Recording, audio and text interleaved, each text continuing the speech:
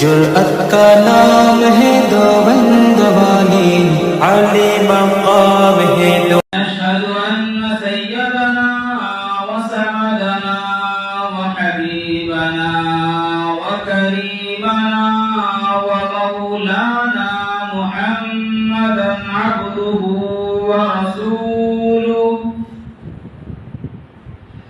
أرسله بالحق بشيرا ونذيرا، وصلى الله على آله وأصحابه وأزواجه وذرياته وأهل بيته أجمعين. فأعوذ بالله من الشيطان الرجيم. بسم الله الرحمن الرحيم. وإذ يمكر بك الذين كفروا ليثبتوك أو يقتلوك أو يخرجوك ويمكرون ويمكر الله والله خير الماكرين.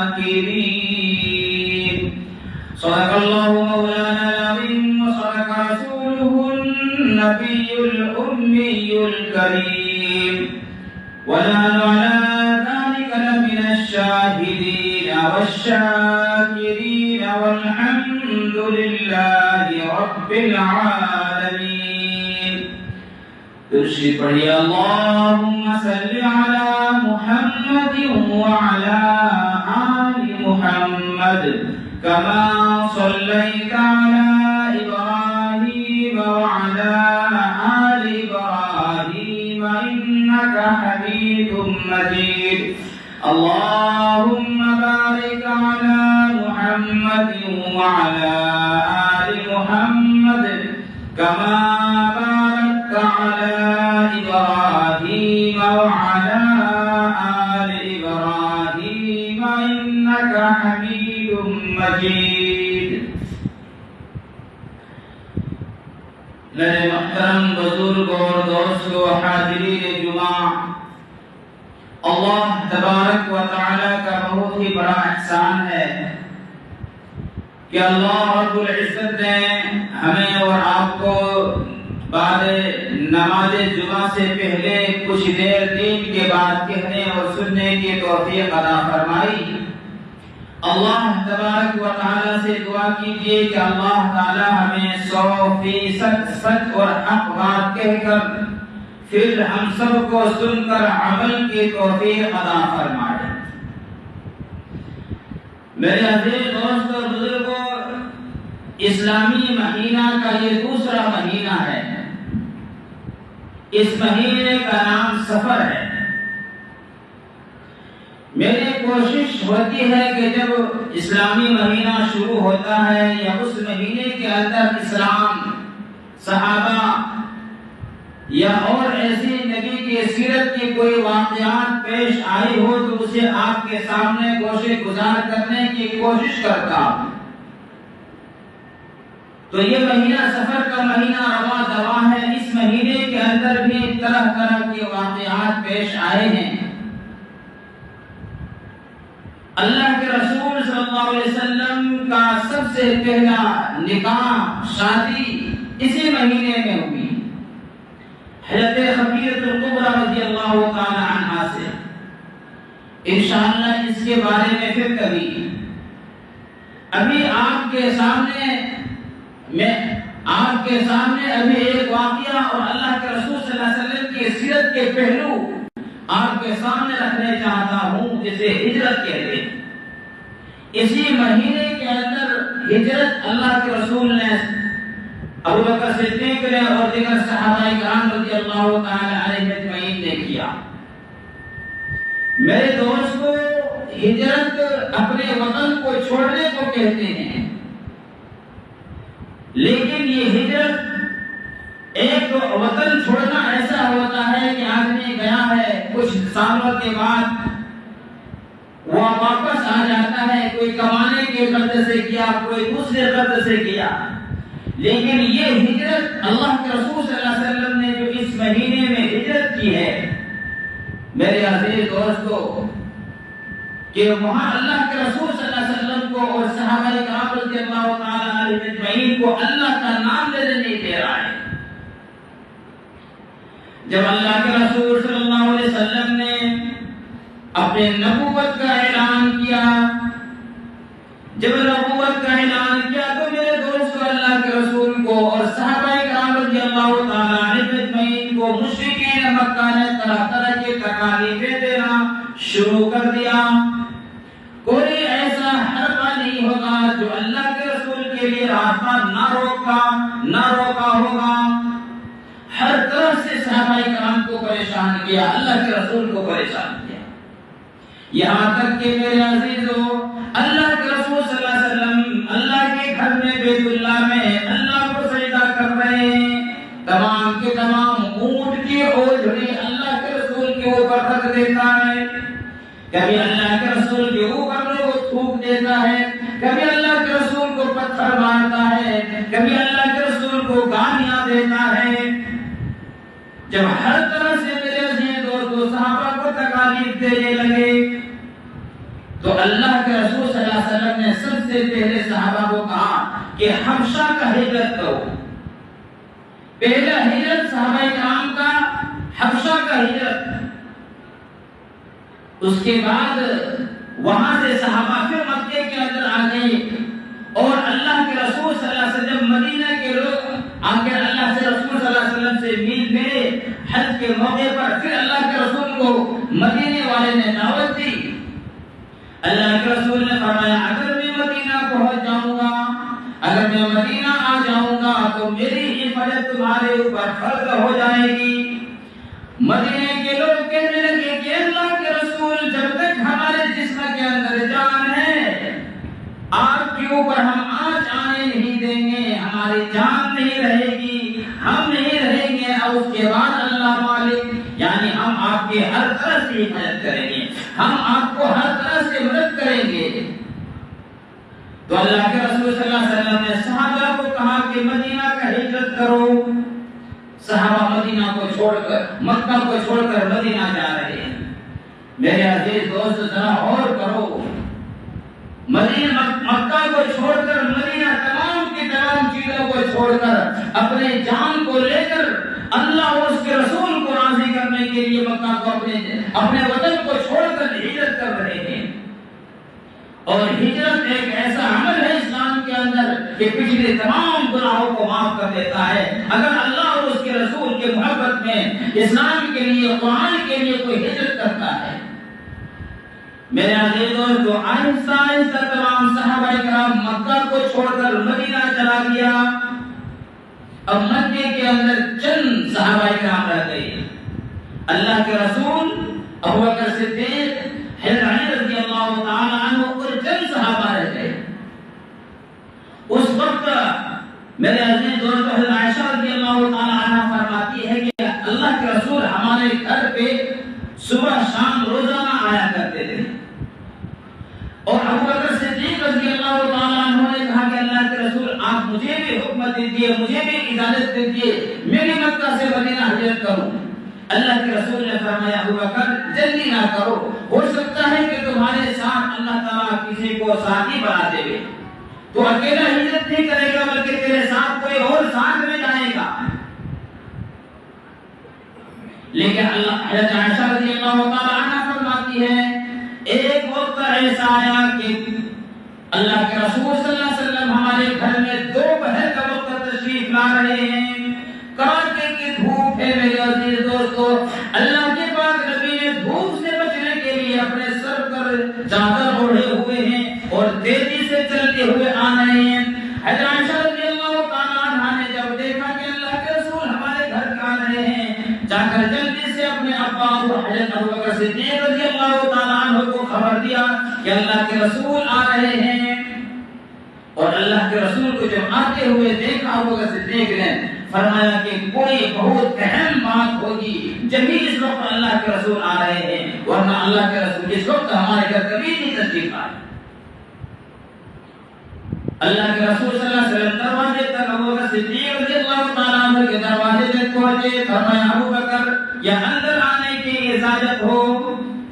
ایک نبی اجازت لے رہے، فرمایا اللہ کے رسول آئیے۔ میرے عزیز دوستو، اللہ کے رسول صلی اللہ علیہ وسلم اندر آتے ہی فرمایا ابو بکر راز کی بات کرنا ہے، جتنے آدمی گھر کے اندر ہے سب کو باہر نکال دو، کچھ راز کی بات کرنی ہے۔ ابو بکر صدیق رضی اللہ تعالیٰ عنہ نے کیا کہا کہ اللہ کے رسول یہ سارا کے سارا گھرانہ ایسا ہمارے گھر کے اندر کوئی نہیں ہے جس کا نبی کے بعد کو اپنے سینے کے اندر راز نہ رکھ سکتا ہو، سب آپ کا رازدار ہے، سب آپ کا غلام ہے، ہمارے گھر کے اندر کوئی غیر نہیں ہے، میری بیوی ہے، میری چھوٹی بیٹی حضرت عائشہ ہے، ان کی بڑی بہن حضرت اسماء رضی اللہ تعالیٰ عنہا ہے، ہمارے گھر میں اپنا ہی ہے، کوئی غیر نہیں ہے، آپ راز کی بات کریں۔ اللہ اکبر۔ میرے عزیزو، جو اللہ کے رسول صلی اللہ علیہ وسلم نے فرمایا ابو بکر اللہ نے مجھے ہجرت کا حکم دے دیا، اللہ نے مجھے ہجرت کرنے کا حکم دے دیا، ادھر سننا تھا۔ ابو بکر صدیق رضی اللہ تعالیٰ عنہ فرمانے لگے اللہ کے رسول آپ کے ساتھ مجھے جانے کی کیا اجازت ہے؟ آپ کی معیت ملے گی، الصحب یا رسول اللہ، آپ کے ساتھ کون جائے گا؟ میرے عزیز دوستو، اللہ کے رسول صلی اللہ علیہ وسلم کی تمام باتوں کو سن کر ابو بکر صدیق نے کہا کہ اللہ کے رسول آپ کے ساتھی کون ہے؟ ابو بکر صدیق رضی اللہ تعالیٰ عنہ اللہ کے رسول صلی اللہ علیہ وسلم نے فرمایا اے ابو بکر جس اللہ نے مجھے ہجرت کا حکم دیا ہے اسی اللہ نے میرے ساتھی بھی مقرر کر دیا ہے اور اس کا نام ابو بکر صدیق ہے۔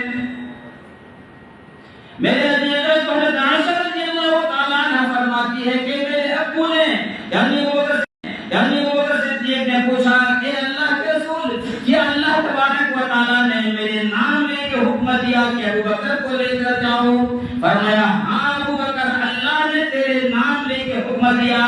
اما عائشہ رضی اللہ تعالیٰ عنہ فرماتی ہے کہ میں اپنی زندگی میں پہلی مرتبہ یہ چیز کو دیکھا جب اللہ کے رسول نے فرمایا ابو بکر اللہ نے حکم دیا ہے کہ ابو بکر کو لے کر جاؤ، تو میرے ابو جان خوشی سے رونے لگے اور کیا کہ آنکھوں سے آنسو ٹپکنے لگے۔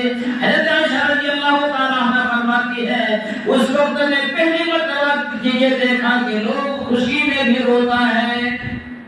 انسان کی عجیب ہے، زیادہ اگر غم پریشانی آ جاؤ پھر بھی رونا آ جاتا ہے، اور زیادہ حد سے زیادہ خوشی بھی بڑھ جائے تب بھی رونا آ جاتا ہے۔ فرمایا ابو بکر تیاری کرو، اللہ نے ہجرت کا حکم دے دیا ہے۔ فرمایا کہ اللہ کے رسول جب میں نے ایک مرتبہ آپ سے پوچھا تھا کہ میں بھی ہجرت کروں، آپ نے کہا کہ جلدی نہ کرو، ہو سکتا ہے اللہ کہ تم کو کسی کے ساتھ میں بھیجے۔ اس وقت مجھے یقین ہو گیا تھا، آپ نے پوری یہ یقین کے ساتھ تو ہم کو نہیں بتایا تھا کہ تم کو میں ساتھ لے کر جاؤں گا، لیکن آپ کے اشارے سے ہم کو پتا چل گیا تھا کہ ہو سکتا ہے آپ کی معیت مجھے ملے گی۔ اسی وقت ابو بکر صدیق رضی اللہ تعالیٰ فرماتے ہیں کہ میں 2 اونٹنی خرید لیا تھا، 2 اونٹنی خرید لیا تھا اور اس اونٹنی کو اپنے گھر کے اندر رکھتا تھا اور گھر کے اندر چارہ دیتا تھا۔ گھر کے اندر کیوں رکھتا تھا؟ اس لیے کہ اگر اس کو چرنے کے لیے کہیں بھیج دے گی اور اللہ کے رسول صلی اللہ علیہ وسلم کا حکم ہو جائے گا کہ ہجرت کرو، تو میں اتنی دیر اب وہ چرواہا کہاں پر چلا گا، کوئی اونٹ کو چلا رہا ہے، اتنے لانے میں تاخیر میں کہیں نہ اللہ کے رسول صلی اللہ علیہ وسلم کی باتوں کا تاخیر نہ ہو جائے، اس لیے اس اونٹ کو اپنے گھر کے اندر رکھا۔ کیا ہے میرے عزیز دوستو، محبت اور عشق کسے کہتے ہیں؟ میرے عزیز دوستو اتنے بات کہہ کے فرمایا ابو بکر تیاری کرو، ہجرت کا حکم ہو گیا، کبھی بھی اللہ تبارک و تعالیٰ کا حکم ہوگا اور ہم نکل جائیں گے، لیکن رات کو نکلیں گے۔ اتنا کہہ کہ اللہ کے رسول صلی اللہ علیہ وسلم اپنے گھر چلے گئے۔ ادھر میرے عزیز دوستو کافروں نے مشرکوں نے ایک میٹنگ بٹھائی ہوئی ہے، ایک میٹنگ بٹھائی ہوئی ہے۔ کیا میرے عزیز دوستو صحابہ کرام رضی اللہ تعالیٰ عنہ مجمعین جہاں مشورہ کرتے تھے اس کا نام تھا دار ارقم۔ اور جہاں کافر لوگ کچھ مشورہ کرتے تھے اس کو کہتے تھا دار الندوہ. یہ دار الندوہ اللہ کے رسول صلی اللہ علیہ وسلم کی کڑی ملتا ہے جس میں ایک قصی نام کا ایک لیڈر گزرا ہے. اللہ کے رسول کے خاندان میں انہوں نے ایک محل بنوایا تھا. اسی کے اندر قریش والے بیٹھتے تھے اور کوئی مشورہ کرتا تھا. اور مشورہ کرنے کے لیے اس مکان کے اندر دار الندوہ کے اندر قریش کے علاوہ کوئی دوسرا آدمی نہیں جا سکتا تھا. اور قریش کا بھی جو 40 سال کا عمر ہو گیا وہی آدمی اس کے اندر جا سکتا. لیکن ایک آدمی تھا جس کا عمر 40 سال نہیں تھا پھر بھی اس پارلیمنٹ کا ممبر بنا دیا گیا تھا. وہ ابو جہل اتنا شاطر تھا, اتنا چالاک تھا. وہاں میٹنگ ہو رہی ہے. اب بتاؤ اللہ کے رسول صلی اللہ علیہ وسلم کے خلاف میٹنگ ہو اور شیطان وہاں پہنچے. شیطان جو ریشمی جبہ اور نجدی کے علاقے کے رہنے والے جیسے آدمی رہتے ہیں ایسے جبہ پہن کر وہ شیطان میں بیٹھ گیا. لوگ دیکھتا ہے کہ اس کو یہاں اس علاقہ اس کو تو قریش کا نہیں ہے, مکہ کا آدمی نہیں ہے, کون ہے؟ ایک آدمی نے پوچھا کہ بھائی تم کون ہو اور تم کہاں سے آئے ہو اور ہمارے یہاں آنے کے لیے تو پہرا لگایا ہوا تم کو یہاں آنے کی اجازت کس نے دے دی؟ شیطان بڑا ہوشیار تھا. وہ شکل نجدی شیخ کے بنا کر جبہ پہن کر گیا تھا. فرمانے لگا کہ میں سوچا کہ اتنی اہم میٹنگ ہو رہی ہے, ہو سکتا ہے کہ میری رائے بھی کچھ کام آ جائے. اگر آپ لوگ اگر نہیں چاہتے ہو اپنے نام چڑھا کر کہنے لگا اگر تم لوگ نہیں چاہتے ہو تو میں چلا جاؤں. سب لوگوں نے کہا چلو یہ تو باہر کا ہے, ہمارا راج اس کو کیا معلوم, اس کو رہنے دو, اور اگر یہ کوئی رائے دے دے تو ہم لوگ قبول کر لیں گے. اب میٹنگ ہو رہی ہے میرے دوستوں کہ اللہ کے رسول کو کیا کریں گے اس کے بارے میں رائے دو. والذین یمکرون لیثبتوک او یقتلوک او یخرجوک. میرے عزیز دوستو ایک آدمی کھڑا ہوتا ہے اور کہتا ہے اللہ کے رسول صلی اللہ علیہ وسلم کو ہاتھ پاؤں باندھ لو اور ایک کمرے کے اندر بند کر دو لیثبتوک, اور وہی پڑا رہے گا, نہ کھانا جانے دیں گے, نہ پینا, کچھ نہیں, پانی, اور وہی کھڑے کھڑے وہی اندر رہتے رہتے کیا کہ اللہ کے رسول بچ جائے گا. سب نے اس رائے کو پسند کیا. وہ جو شیطان جو نجدی کے شکل میں شیخ کے شکل میں بنا ہوا تھا انہوں نے کہا یہ رائے اچھی نہیں ہے. فرمایا کیوں؟ فرمایا تم ہی تو کہتے ہو کہ اس کی جان لے, ان کا جو ہے صحابہ کرام ہے ان کے لیے اپنا جان دینے کے لیے, اپنا مال دینے کے لیے, اپنا بال بچے قربان کر دیتے ہیں. وہ تم کو اس چیز کو کبھی برداشت نہیں کرے گا کہ اللہ کے رسول کو تم نیک میں رکھو گے. یہ مشورہ اچھا نہیں ہے. دوسرا پھر کہا کہ ٹھیک ہے, پھر کہا کہ کوئی اور مشورہ دو. میرے عزیز دوستو ایک کھڑا ہوتا ہے اور کہتا ہے او یخرجوک کہ اس کو جلا وطن کر دو, اپنے مکہ سے نکال دو, یہاں سے نکال دو, پھر یہ سمجھے گا ہم لوگ تو امن سے رہیں گے. میرے عزیز دوستو سب نے اس مشورے کو بھی رائے کو پسند کیا, لیکن وہ شیطان کہنے لگا یہ بھی مشورہ, یہ بھی رائے ٹھیک نہیں ہے. فرمایا کیوں ٹھیک نہیں ہے؟ فرمایا تم تو کہتے ہو کہ اسی باتوں کو جو قرآن کو سنتا ہے اسی کا ہو جاتا ہے, اس کی زبان میں فصاحت و بلاغت ہے, ان کی زبان میں تو شیرینی ہے. اگر آپ نے مکہ کو مکہ سے باہر کر دو گے, مکہ کے باہر یہ اپنا کسی وطن میں چلا جائے گا, لوگ وہاں آئیں گے, ان کے باتوں پر مان جا کے عمل کرنے لگیں گے, ایمان لے آئیں گے, ایک ان کا بڑا قافلہ بن جائے گا, ایک لشکر بن جائے گا, تم پر حملہ کر دے گا, پھر تم کیا کرو گے؟ یہ بھی مشورہ تمہارا ٹھیک نہیں ہے. میرے عزیز دوست ابو جہل کھڑا ہوتا ہے اور کہتا ہے کہ 100 بات کا ایک ہی بات. ابو جہل کھڑا ہوتا ہے اور کہتا ہے 100 بات کا ایک بات ہے, اور وہ یہ ہے کہ اللہ کے رسول صلی اللہ علیہ وسلم کو نعوذ باللہ قتل کرو, اس کو قتل کر دو.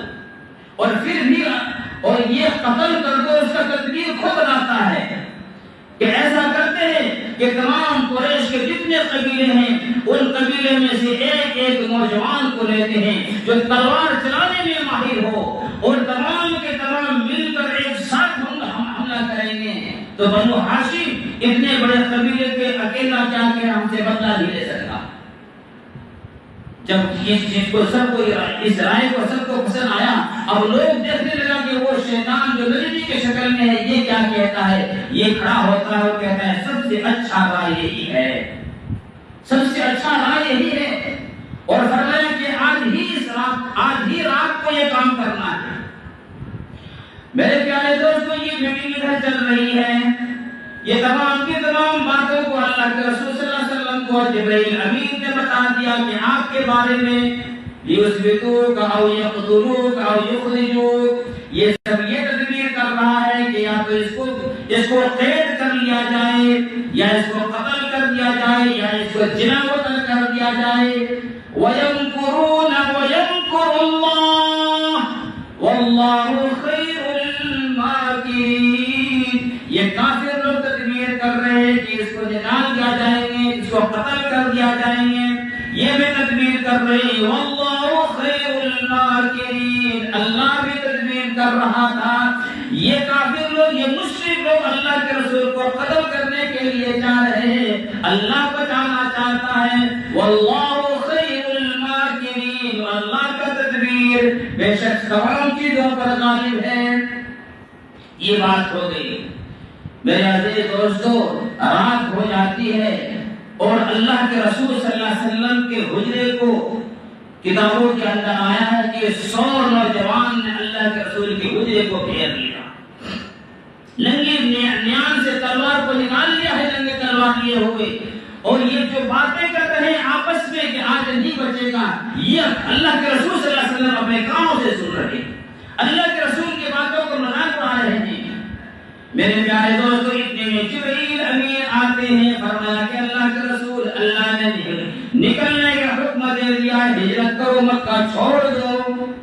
اللہ کے رسول صلی اللہ علیہ وسلم کی آنکھوں میں آنسو آئے اور فرمایا او جبرائیل، اگر مجھے کل حکم دے دیتا تو میں نکل جاتا، مجھے پرسوں حکم دیتا تو میں نکل جاتا، مجھے چوتھ حکم دیتا تو نکل جاتا، آج کیسے نکلوں؟ آج تو چاروں طرف میرے مکان پہ گھیرے ہوئے ہیں، آج تو میرے خون کے پیاسے ہیں، آج تو میرے جان لینے کے لیے تیار ہیں، آج کیسے نکلیں؟ میرے عزیز دوستو، اللہ تبارک و تعالیٰ نے جواب دیا کہ اللہ کے رسول، اگر میں کل آپ کو نکال کے لے جاتا، اگر پرسوں میں نکال کر لے جاتا، یہ کافر لوگ، یہ مشرک لوگ باتیں بناتے کہ ہمیں پتہ نہیں چلا، ورنہ ہم یوں کر دیتے۔ مزہ تو آج ہے کہ یہ سارے کے سارے ننگی تلوار لیے ہوئے کھڑے اور ان سب کے سامنے سے میں آپ کو نکال کر لے جاؤں گا۔ اللہ تبارک و تعالیٰ کی قدرت ہی تو ہے۔ فرمایا اللہ کے رسول صلی اللہ علیہ وسلم اپنے آنگن کا تھوڑی مٹی ریت لیجیے، یاسین شریف پڑھیے اور ان کے طرف پھینک دیجیے۔ اللہ کے رسول جب اس آیت پر پہنچتا ہے وَجَعَلْنَا مِن بَيْنِ أَيْدِيهِمْ سَدًّا وَمِنْ خَلْفِهِمْ سَدًّا فَأَغْشَيْنَاهُمْ فَهُمْ لَا يُبْصِرُونَ، اور ان کے طرف مٹی کو پھینک دیا۔ کہا کہ اللہ کے رسول کہتا ہے کہ اللہ میں کس کے طرف ہے؟ کوئی تو چاروں طرف ہے، فرمایا پھینکنا تمہارا کام ہے، ہوا ہماری غلام ہے، سب کی آنکھوں کو اندھا بنانا میں اللہ کا کام ہے۔ وَجَعَلْنَا مِن بَيْنِ أَيْدِيهِمْ سَدًّا وَمِنْ خَلْفِهِمْ سَدًّا، اللہ تبارک و تعالیٰ کہتا ہے کہ میں اس کے پیچھے بھی دیوار لگا دیا، میں اس کے آگے بھی بند باندھ دیا۔ میرے عزیز دوستو، اور سب کی جب وہ مٹی آئی تو سب کی آنکھوں کے اندر مٹی کیا کہ اللہ کے رسول نے جو مٹی پھینکا سب کی آنکھوں کے اندر چلا دیا۔ اللہ تبارک و تعالیٰ آنکھوں کی دیکھنے کی صلاحیت دی ہے، اس پردے کو اللہ نے گرا دیا، اور پھر جب اللہ کے رسول وہاں سے نکلنے لگا، فرمایا ایسے نہیں نکلو بلکہ اور ان کے ہاتھ میں مٹی لے کر ان کے سروں کے اوپر مٹی ڈال دو۔ میرے عزیز دوستو، بتاؤ، غور کرو، سب 100 کے نوجوان کھڑے ہیں، ایک مکان کا محاصرہ ایک دروازے پر گھیرے ہوئے کہ آج نکلے گا اور حملہ کریں گے، اور ان سب کے سامنے سے اللہ تبارک و تعالیٰ نے ڈال دیا، اور سیدھے ابوبکر صدیق رضی اللہ تعالیٰ عنہ کے گھر جاتے ہیں اللہ کے رسول صلی اللہ علیہ وسلم۔ ابوبکر صدیق رضی اللہ تعالیٰ عنہ کے گھر جاتے ہیں اور کہا کہ ابوبکر تیاری کرو، ہمیں ہجرت نکلنا ہے۔ میرے عزیز دوستو، اللہ کے رسول صلی اللہ علیہ وسلم کے لیے کھانا تیار ہونے لگا، ناشتہ تیار ہونے لگا، سب کام کے اندر لگے ہوئے ہیں، سب کو ابو بکر صدیق رضی اللہ تعالیٰ عنہ نے ڈیوٹی لگا دیا۔ ان کا جو بڑا لڑکا تھا حضرت عبداللہ رضی اللہ تعالیٰ عنہ ابو بکر صدیق کا، فرمایا بیٹا تم یہ کام کرنا کہ صبح سے لے کر شام تک مکہ والے کہاں میٹنگ ہو رہی ہے، ہمارے بارے میں کیا کیا سازشیں ہو رہی ہے، کیا جرگہ ہوا، یہ ساری کے ساری باتیں رات کو میں غار ثور تک پہنچا دیا۔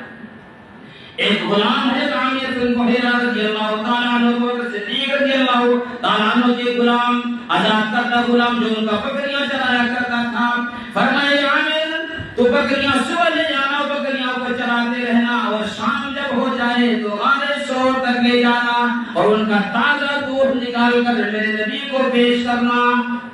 حضرت اسماء رضی اللہ عنہ کے رسول حضرت ابو بکر صدیق رضی اللہ تعالیٰ عنہ کی بڑی بیٹی حضرت اسماء رضی اللہ تعالیٰ عنہ کو فرمایا تو کھانا بنا کر غار ثور تک لے جانا۔